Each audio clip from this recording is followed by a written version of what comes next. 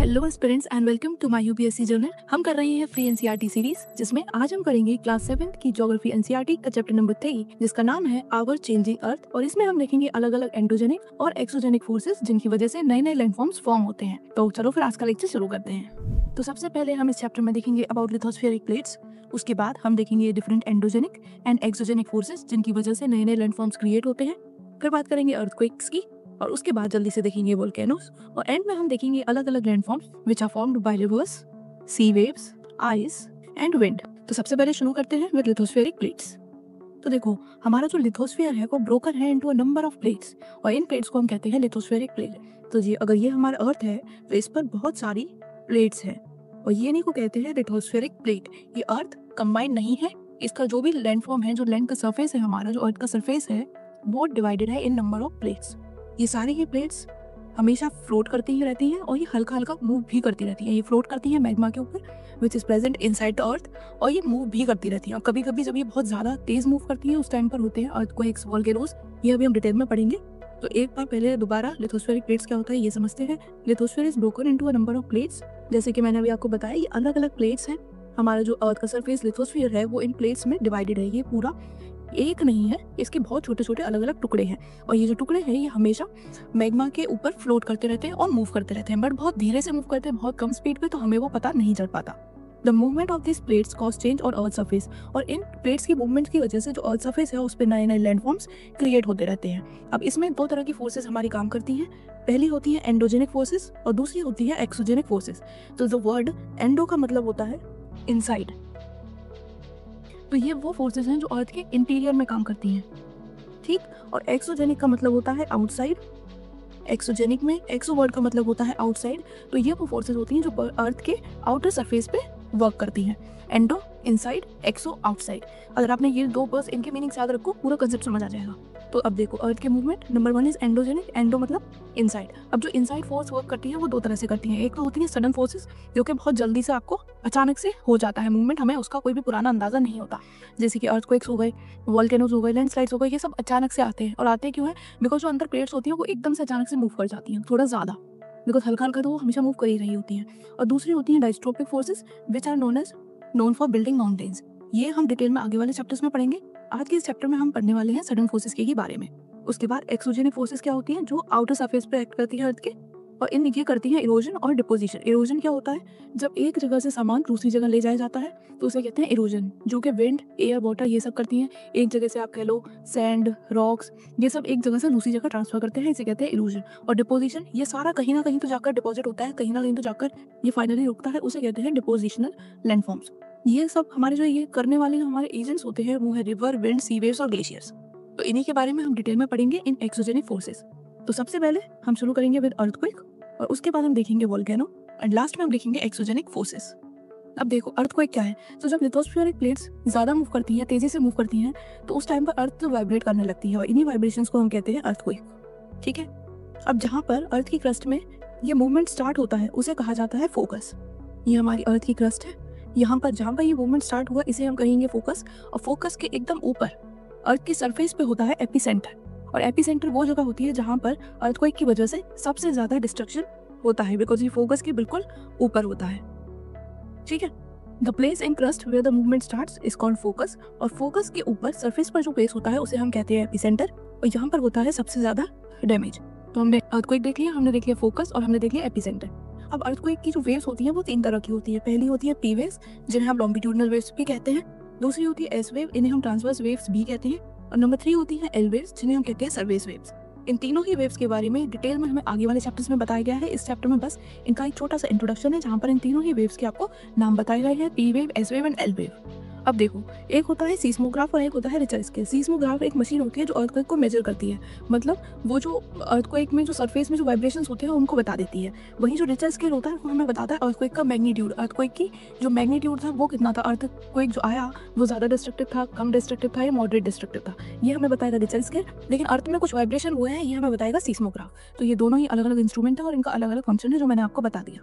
तो इसके साथ हमारे जो अर्थक्वेक से रिलेटेड टॉपिक थे वो हो गए खत्म। अब हम देखेंगे वोल्केनो। तो वोल्केनो क्या होता है? ये होता है एक माउंटेन, ये है हमारा अर्थ क्रस्ट, और यहाँ पर ये जो नीचे मोल्टन मैग्मा है ये बाहर आता है थ्रू अ ओपनिंग। इस ओपनिंग को कहते हैं वेंट, और यहाँ पे बाहर आने के बाद मैग्मा बोला जाता है लावा, और यही होता है हमारा वोल्केनो। वोल्केनो क्या है? It is a vent opening in earth surface, earth के सरफेस में, through which molten material erupts. ये अर्थ के सरफेस में एक वेंट, एक ओपनिंग है जिसके थ्रू जो मोल्टन मैग्मा है अर्थ के अंदर वो बाहर आ जाता है in the form of lava. इसी को हम कहते हैं वोल्केनो। अब देखो, आगे डिस्कस करने से पहले हम एक बार सारे ही प्रोसेसेस, उनके कॉज और उनके इफेक्ट समझ लेते हैं, ताकि आगे की जो पार्ट है उसमें हमें बहुत इजी रहेगा। जैसे कि नंबर 1 हमने अर्थक्वेक देखा। अर्थक्वेक क्यों होता है? Sudden movement of earth crust, क्योंकि अर्थ क्रस्ट तो हमेशा ही मूव करती है, बट जब वो सडनली मूव करती है उस टाइम पर होता है हमारा अर्थक्वेक, और इसमें बहुत सारी बिल्डिंग्स का डिस्ट्रक्शन होता है, सुनामी आती है, तो ये बहुत ही एक डेंजरस चीज़ है। नेक्स्ट है हमारा वोल्केनो। वोल्केनो कब होता है? जब मैग्मा जो अर्थ के अंदर है वो वेंट के थ्रू अर्थ के बाहर आ जाता है। इससे क्या होता है? इससे न्यू लैंडफॉर्म्स फॉर्म होते हैं। कैसे? जब ये मैग्मा बाहर आके डिपॉजिट हो जाता है, कूल डाउन हो जाता है, तो अलग अलग लैंडफॉर्म्स फॉर्म हो जाते हैं। उसके बाद नंबर 3 है वेदरिंग। वेदरिंग में क्या होता है? बड़े जो रॉक्स होते हैं वो विद टाइम वाटर, विंड और टेम्परेचर की वजह से छोटे छोटे रॉक्स में कन्वर्ट हो जाते हैं, और विद मोर टाइम ये धीरे धीरे सॉइल भी बन जाते हैं। तो ये होता है वेदरिंग, यानी कि विंड, वाटर और टेम्परेचर की वजह से जो बड़े रॉक्स होते हैं वो छोटे रॉक्स में ब्रेक डाउन हो जाते हैं, and these rocks finally turn into soil. ये हो गया हमारा वेदरिंग। अब नंबर 4 है हमारा इरोजन। इरोजन क्या होता है? मैंने आपको पहले ही बताया, ये होता है मूवमेंट ऑफ पार्टिकल्स। एक जगह से दूसरी जगह पार्टिकल्स का मूवमेंट होता है। किसकी वजह से होता है? वाटर, विंड एंड आइस की वजह से। और इससे हमारे नए नए लैंडफॉर्म्स फॉर्म होते हैं, जैसे वैलीज हो गई, डेल्टाज हो गई, क्योंकि एक जगह से जो है मटेरियल वो मूव करता है दूसरी जगह, इसकी वजह से water, wind and ice. Last हमारा जो है वो है डिपोजिशनर। इसमें क्या होता है? जो सेडिमेंट्स कैरी किए जा रहे हैं बाय वाटर या फिर बाय विंड, वो एक जगह जाके डिपॉजिट हो जाते हैं, और इससे फॉर्मेशन होता है डेल्टास और सैंड ड्यून्स। इरोजन से बनेगा वैली, डिपोजिशन से बनेगा डेल्टा, क्योंकि वहाँ पे वो सारा कुछ इकट्ठा हो रहा है, और जब वहाँ से ले जाया जा रहा है तो वो जगह खाली हो रही है, तो वहाँ पे बन जाता है हमारा वैली। सो इरोजन की वजह से भी लैंडफॉर्म्स बनेंगे और डिपोजिशन की वजह से भी बनेंगे। तो ये हो गए हमारे सारे ही, शॉर्ट में हमने सारे ही प्रोसेस देख लिए। अब आगे पढ़ेंगे इनके बारे में डिटेल में एक एक करके। चलिए, तो अब हम देखेंगे हमारे मेजर लैंडफॉर्म्स। और ये जो लैंडफॉर्म्स हैं जो भी हमारे अराउंड प्रेजेंट हैं, ये आप देखोगे कि टाइम टू टाइम चेंज भी होते रहते हैं, नए नए लैंडफॉर्म्स भी आते रहते हैं, और ये सब कुछ होता है because of weathering and erosion. Weathering हमने देखा था, रॉक्स का break down into smaller rocks और फाइनली इनटू सॉइल, और इरोजन का मतलब transfer of materials by wind, water, air. अब सबसे पहले हम देखेंगे कि हमारे जो रिवर्स हैं वो क्या क्या लैंडफॉर्म्स बनाते हैं। तो इसमें सबसे पहला है वाटरफॉल। जब रिवर किसी ऊंचे एंगल से गिरता है, एकदम स्टीप ऊंचे एंगल से गिरता है, तो वहां पर हमको देखने को मिलता है वाटरफॉल। नीचे स्टोन भी हो सकते हैं, नीचे रॉक्स भी हो सकते हैं, कुछ भी हो सकता है। जैसे आप यहाँ देखो कितनी ऊंचाई से एक स्टीप एंगल पे, ये एंगल एकदम स्टीप है, यहाँ से जब ये रिवर फॉल करेगा तो यहाँ पर हमारा बनेगा वाटरफॉल। और यूजुअली जो वाटरफॉल के नीचे के जो रॉक्स होते हैं वो काफ़ी राउंड और सॉफ्ट टाइप के होते हैं, उनमें एजेस नहीं होती, बिकॉज कंटिन्यूसली वाटर गिरने की वजह से उनका जो शार्पनेस है वो चली जाती है। तो हमारी वाटरफॉल क्या हुआ? When river tumbles to steep angle over very hard rock down a steep valley. जब भी रिवर एक स्टीप एंगल पे फॉल करेगा तो वहाँ पर हमारा बनेगा वाटरफॉल, बट उसकी जो हाइट है वो ज़्यादा होनी चाहिए, बिकॉज अगर थोड़ी हाइट होगी तो वहाँ पे वाटरफॉल नहीं बन पाएगा। सो ऊंची हाइट से स्टीप एंगल पे जब रिवर फॉल करेगा। नेक्स्ट है हमारे मियंडर्स। मियंडर्स क्या होते हैं? जब रिवर प्लेन्स में एंटर करता है तो यहाँ पर उसकी स्पीड धीरे धीरे कम होने लगती है, और इसीलिए जो वो एक यूजुअली उसका स्ट्रेट पाथ होता है वो चेंज होकर ट्विस्ट एंड टर्न वाला पाथ बनने लग जाता है, और इस टाइम पर जो बेंड्स में डिपॉजिट होने लग जाते हैं। जैसा कि हम यहाँ इस इमेज के थ्रू देखते हैं कि ये हमारा रिवर आ रहा है और यहाँ पर ये प्लेन में है, तो इसने ट्विस्ट एंड टर्न वाला पाथ लिया, और यहाँ पर आप देख सकते हो कि कुछ कुछ डिपॉजिट हो रहा है, ब्लैक ब्लैक, ये है डिपॉजिट्स। ठीक है, तो इनको बोला जाता है मियंडर। ये जो ये लार्ज ये बैंड फॉर्म हो रहे हैं इन्हीं को हम कहते हैं मियंडर्स। एक साइड से इरोजन होगा, दूसरी साइड डिपॉजिट हो जाएगा, तो ये बनेंगे मियंडर्स। अब इसके बाद बनते हैं हमारे ऑक्सबोलेक। ऑक्सबोलेक क्या होते हैं? जब ये जो मियंडर वाला लूप होता है ये कट हो जाता है, ये यहाँ से कट हो गया बिकॉज डिपोजिशन ज़्यादा हो गया, इरोजन हो गया, तो ये अलग हो गया। तो जब अलग हो जाता है तो ये बन जाता है हमारा ऑक्सबोलेक, इसे हम कट ऑफ लेक भी बोलते हैं।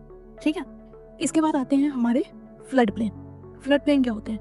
जब हमारा रिवर फुली फ्लो कर रहा होता है तो वो अपने साथ बहुत सारे सेडिमेंट्स, बहुत सारे इरोजनल चीज़ें जो वो अपने साथ लाया होता है वो अपने साथ लाता है। फिर क्या होता है, जब उसका फ्लो कम हो जाता है तो जो चीज़ें उसके साथ लाइक छोटे छोटे पत्थर, सैंड, वो सारा कुछ डिपॉजिट हो जाता है। ये जो एरिया है जहाँ पर फ्लड के द्वारा लाया गया सामान, सेडिमेंट्स डिपॉजिट हो जाते हैं, उसे हम बोलते हैं फ्लड प्लेन, और ये होता है बहुत ही ज़्यादा फर्टाइल। इसकी डेफिनेशन देखो, a river flows, it deposit large layers of soil and other materials, जिनको हम बोलते हैं सेडिमेंट्स, अलोंग द बैंक। ये फॉर्म करता है फर्टाइल फ्लड प्लेन को।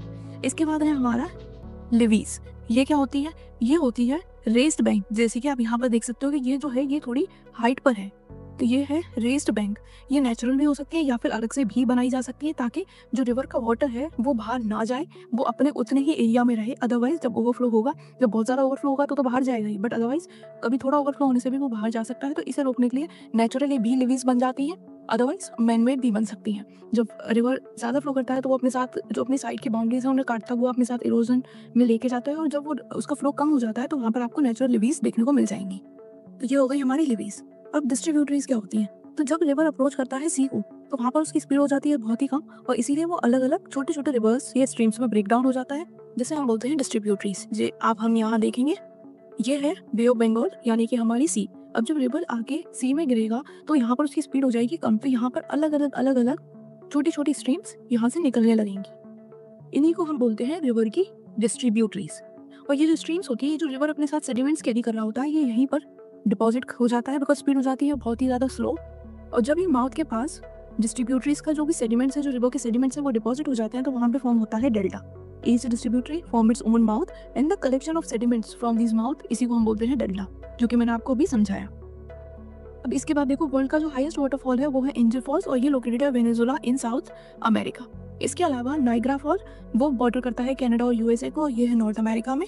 और विक्टोरिया फॉल जो बॉर्डर करता है ज़ाम्बिया और जिम्बाब्वे को, ये है अफ्रीका में। ये तीनों ही एनसीईआरटीज में दिए हुए हैं, तो एक बार इन्हें अच्छे से पढ़ लेना। अब हम देखेंगे कि सी वेव्स क्या लैंडफॉर्म्स फॉर्म करती हैं। तो देखो, सी में बहुत सारे माउंटेन्स वगैरह होते हैं, तो ये वेव्स क्या करती हैं, ये बार बार जब जाके किसी माउंटेन या किसी रॉक से टकराती हैं तो वहाँ से उसका जो रॉक होता है वो निकलने लगता है, और धीरे धीरे वहाँ पर एक हॉलो टाइप क्रिएट हो जाता है, और धीरे फिर पानी इसके अंदर भी चला जाता है, और यहाँ पे उसका वही फंक्शन होता है। बट जब एक हॉलो लाइक केव फॉर्म हो जाती है on the rock due to continuous strike of sea water, तो उसे हम कहते हैं सी केव।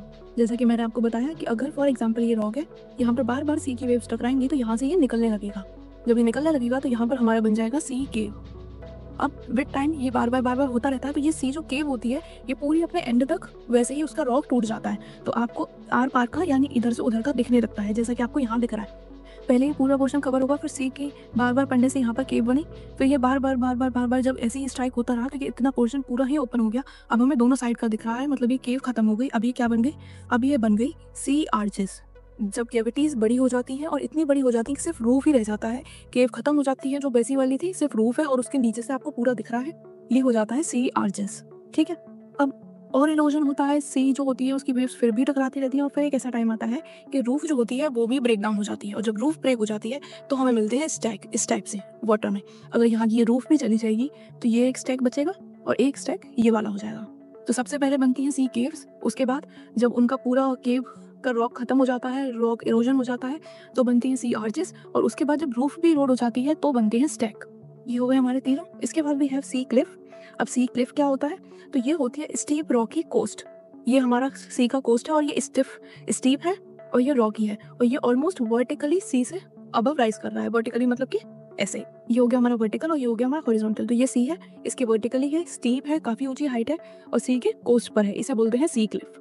और बीचेस क्या होते हैं, ऐसी जगह जहाँ पर सी क्लिफ नहीं होता, तो जो सी और जो लैंड है, जब सी बार बार यहाँ आती है चली जाता है, पानी आता है जाता है, तो वो अपने साथ सैंड लाता है, बहुत छोटे छोटे पेबल्स, स्टोन्स, शेल्स, ये सब कुछ लाता है। यहाँ पर फिर हमारी बन जाती है बीचेस, और बीचेस पर लोग जाते हैं घूमने के लिए।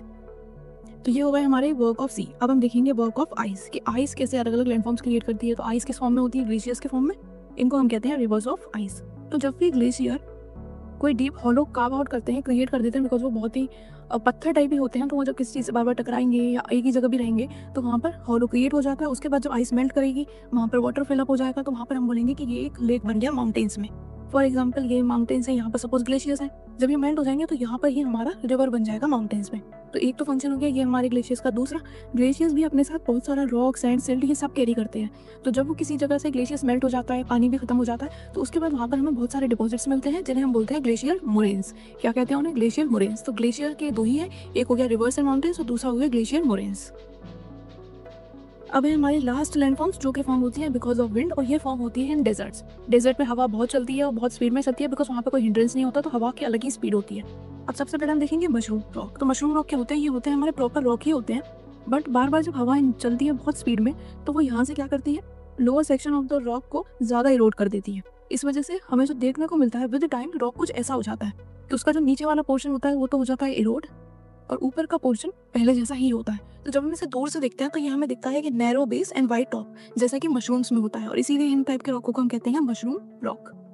नेक्स्ट है हमारे सैंड ड्यून्स। सैंड ड्यून्स क्या होते हैं, जब डेजर्ट में विंड ब्लो करती है तो वो अपने साथ सैंड को भी ले जाती है और ट्रांसपोर्ट कर देती है एक प्लेस से दूसरे प्लेस पे। अब जब विंड जा रही है उसके साथ सैंड जा रही है, अब एक टाइम पर विंड रुक गई तो क्या होगा, जो सैंड है वो वहीं पर गिर जाएगी, वहीं पर फॉल हो जाएगी। और इस टाइप से जो लैंडफॉर्म स्ट्रक्चर हिल जैसे बनते हैं उन्हें हम बोलते हैं सैंड ड्यून्स। ये हमेशा नहीं रहते, दोबारा हवा चलेगी ये शायद यहाँ से उड़ के यहाँ किसी और फॉर्म में आके विंड फिर से रुक जाएगी और सैंड गिर जाएगी, तो ये बार बार चेंज होते रहते हैं और इनको हम कहते हैं सैंड ड्यून्स। और जब सैंड ज़्यादा छोटी होती है, ज़्यादा फाइन होती है तो ज़्यादा हल्की होती है, तो इसीलिए वो विंड के साथ ज़्यादा दूर तक जा पाएगी, विंड उससे ज़्यादा दूर तक कैरी कर पाएगी। तो ओवर अ लॉन्ग डिस्टेंस जब हमें इस टाइप के सैंड डिपॉजिट्स मिलते हैं उन्हें हम बोलते हैं लोएस। और ये कहाँ मिलते हैं, हमें चाइना में। तो सैंड ड्यून्स और लोएस में डिफरेंस क्या है कि ड्यून्स जो होते हैं वो ज़्यादा दूर तक नहीं बनते, वो छोटे छोटे पास पास टाइप बनेंगे, बिकॉज उनके तो पार्टिकल्स थोड़े हैवी हैं तो विंड उन्हें ज़्यादा दूर तक कैरी नहीं कर पाएगी। वहीं जो लोएस है वो बहुत एक लार्ज एरिया में बनेगा, बिकॉज वो छोटे पार्टिकल्स होंगे, ईजी टू कैरी होंगे, लाइट होंगे। तो ये होगा हमारे सारे विंड के लैंडफॉर्म जो कि डेजर्ट में हमें देखने को मिलते हैं। तो इसके साथ हमारा चैप्टर हुआ खत्म, जिसमें सबसे पहले हमने देखा अबाउट लिथोस्फेरिक प्लेट्स, कैसे ये मूव करती रहती हैं ओवर द मैग्मा। और उसके बाद हमने देखी एंडोजेनिक और एक्सोजेनिक फोर्सेस, एंडोजेनिक जो अर्थ के इनसाइड में वर्क करती हैं और endogenic on the surface of earth. फिर हमने देखा अर्थक्वेक, उसका फोकस, और फोकस के ऊपर सरफेस पे होता है हमारा एपिसेंटर जहाँ होता है सबसे ज़्यादा डैमेज। इसके बाद वोल्केनो क्या होता है, ये एक वेंट होता है, एक ओपनिंग होती है अर्थ की सरफेस में जहाँ से जो होता है वोल्टन मैग्मा बाहर आ जाता है, इसी को हम कहते हैं वोल्केनो। फिर हमने देखे मेजर लैंडफॉर्म्स जो कि बनते हैं बाय रिवर्स, जिसमें सबसे पहला था वाटरफॉल जो कि एक स्टीप हाइट पे वाटरफॉल करता है फ्रॉम अ हाइट। उसके बाद हमने देखा मियांडर जो कि रिवर के ट्विस्ट एंड टर्न से बनते हैं। जब मियांडर्स कट हो जाते हैं फ्रॉम रिवर तो वहाँ पे बनते हैं ऑक्सबो लेक, जिसे हम कट ऑफ लेक भी बोलते हैं। फिर हमने देखा फ्लड प्लेन, वो एरिया जहाँ पर रिवर अपने सेडिमेंट्स को डिपॉजिट करता है। और फिर हमने देखी लिवीज। लिवीज क्या होती है, रेस्ड बैंक होती है रिवर्स के साइड में, ताकि जो पानी है वो बाहर ना जा पाए। ये नेचुरल भी बन जाती है बाय रिवर फ्लो या फिर मैनमेड भी हो सकती है। फिर हमने देखी डिस्ट्रीब्यूटरीज। डिस्ट्रीब्यूटरीज क्या होती है, जब रिवर सी में मिलने वाला होता है तो उस टाइम उसकी स्पीड हो जाती है कम और वहाँ पे बहुत सारी स्ट्रीम्स और अलग अलग छोटे छोटे रिवर्स निकलते हैं जो कि फाइनली सी में ही जाते हैं, जिन्हें हम बोलते हैं डिस्ट्रीब्यूटरीज। और यहाँ पर ये रिवर के थ्रू लाए गए सारे सेडिमेंट्स को डिपॉजिट कर देते हैं, इसीलिए यहाँ पर हमारा बनता है डेल्टा। ठीक है, इसके बाद हमने देखा कि सी वेव्स कैसे काम करती हैं। तो सबसे पहले हमने देखा कि सी वेव्स कैसे सी केव्स बनाती हैं। किसी भी रॉक को वो बार बार हिट करती है, रॉक इरोड होता है, वहाँ पे केव बनती है। फिर फर्दर कंटिन्यूअस जब इरोजन होता है, पूरी जो केव होती है वो ओपन हो जाती है, सिर्फ उसका एक रूफ रह जाता है जिसे हम बोलते हैं सी आर्चेस। और फिर फर्दर मोर इरोजन पे जो आर्चेस होती है, जो उसका फ्लोर होता है, सॉरी जो उसकी रूफ होती है वो भी चली जाती है, वो भी इरोड हो जाती है। और फिर हमें मिलते हैं स्टैक्स, जैसा कि मैंने यहाँ पर आपको दिखाया इस टाइप से। फिर हमने देखा सी क्लिफ क्या होता है, ये होते हैं स्टीप रॉकी कोस्ट राइजिंग जो कि हमें वर्टिकली मिलते हैं सी के कोस्ट पे। स्टीप यानी कि हाइट ज़्यादा होती है। इसके अलावा बीचेस क्या होती हैं, जब सी अपने सेडिमेंट्स डिपॉजिट कर देती है तो वहाँ पर बीचेस बन जाती है। तो ये हो गए हमारे सारे वर्क ऑफ सी। फिर हमने देखे वर्क ऑफ आइस यानी कि ग्लेशियर्स, जिसमें बनते हैं लेक्स एंड माउंटेन्स, और होते हैं ग्लेशियर मोरेन्स जो कि होते हैं डिपॉजिट्स जो कि ग्लेशियर अपने साथ कैरी करके लाते हैं। और फाइनली हमने देखा विंड कैसे मशरूम रॉक फॉर्म करती है, उसके बाद सैंड ड्यून्स, और हमने देखे लोएस लास्ट में जो कि हमें चाइना में देखने को मिलते हैं। तो विद दिस हमारा चैप्टर नंबर 3 ऑफ ज्योग्राफी होता है खत्म। अब आपको क्या करना है, आपको ये सेम चैप्टर जाके अपनी बुक से पढ़ना है एक बार, और उसके बाद कोई भी डाउट हो तो कमेंट में पूछना है। साथ में पुराने हमने जितने भी चैप्टर्स कवर किए हैं उन्हें टाइम टू टाइम रिवाइज करते रहो। चैनल को सब्सक्राइब कर लो, नोटिफिकेशन ऑन कर लो, ताकि कोई भी वीडियो मिस ना करो, और जल्दी से पूरी एनसीईआरटीज कवर कर लो। अपने फ्रेंड्स के साथ ये चैनल जरूर शेयर करना। मिलती हूँ आपसे नेक्स्ट वीडियो में। Till then bye bye, take care.